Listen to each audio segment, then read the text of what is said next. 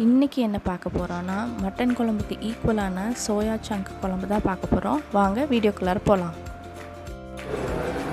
Meal மேக்கரை வந்து first ஊற போட்டுக்கலாம். பச்சை தண்ணியில் ஊற போட்டு 2 to 3 times நல்லா வாஷ் பண்ணிக்கோங்க.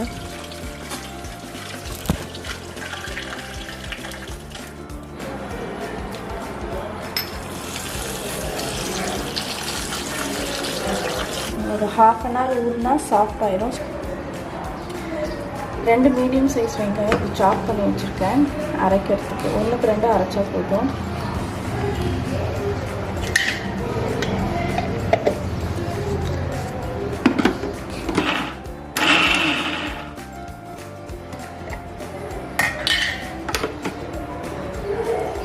இந்த மாதிரி 1க்கு 2 அரைச்சிக்கணும்.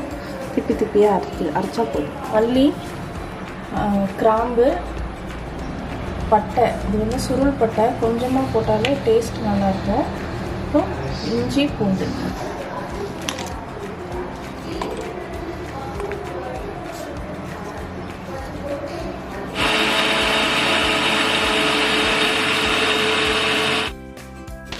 அளவாக எண்ணெய் ஊற்றிக்கோங்க.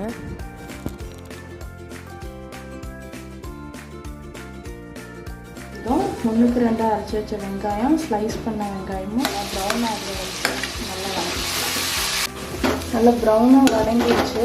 இப்போ இஞ்சி பூண்டு பேஸ்ட், அந்த அரைச்சி வச்ச இஞ்சி பூண்டு பேஸ்ட்டை ஆட் பண்ணிக்கலாம்.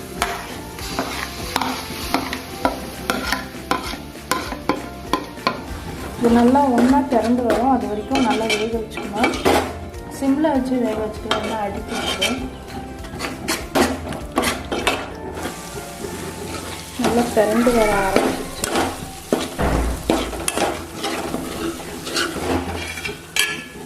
தக்காளி ஆட் பண்ணிக்கலாம். ஆட் பண்ணிட்டு கொஞ்சம் எண்ணெயில் வேகணும். சிம்மில் வச்சு மூடி போட்டுருங்க. 1 டீஸ்பூன் மஞ்சள்தூள் ஆட் பண்ணிக்கலாம்.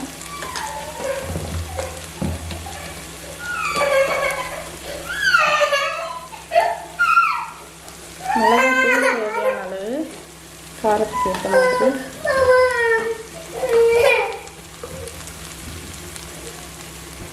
மல்லித்தூள் 2 டீஸ்பூன் ஆட் பண்ணிக்கலாம்.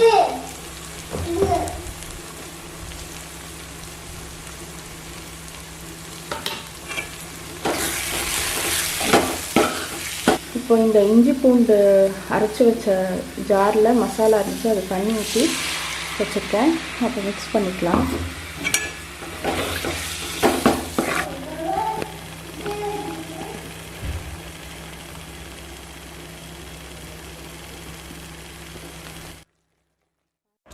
எண்ணெய் பிரிஞ்சு வர ஆரம்பிச்சிருச்சு. இந்த நேரத்தில் சோயாவும் கிழங்கும் ஆட் பண்ணிக்கோங்க.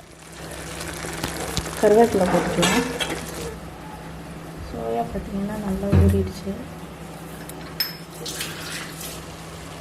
நல்லா புளிஞ்சு விட்டு போடலாம். நான் தண்ணி அதிகமாயிரும் ஊற்றிட்டேன்.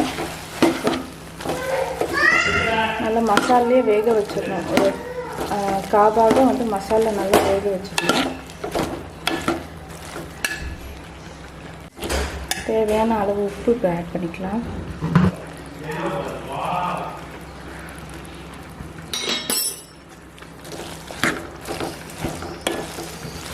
கொத்தமல்லி, கையோட கொத்தமல்லி சேர்த்துக்கலாம்.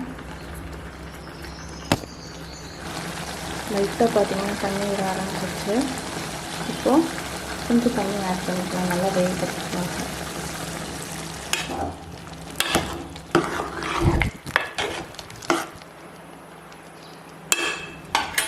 அதுதான் ஒரு 10 to 15 minutes சோயா வெந்துடும்.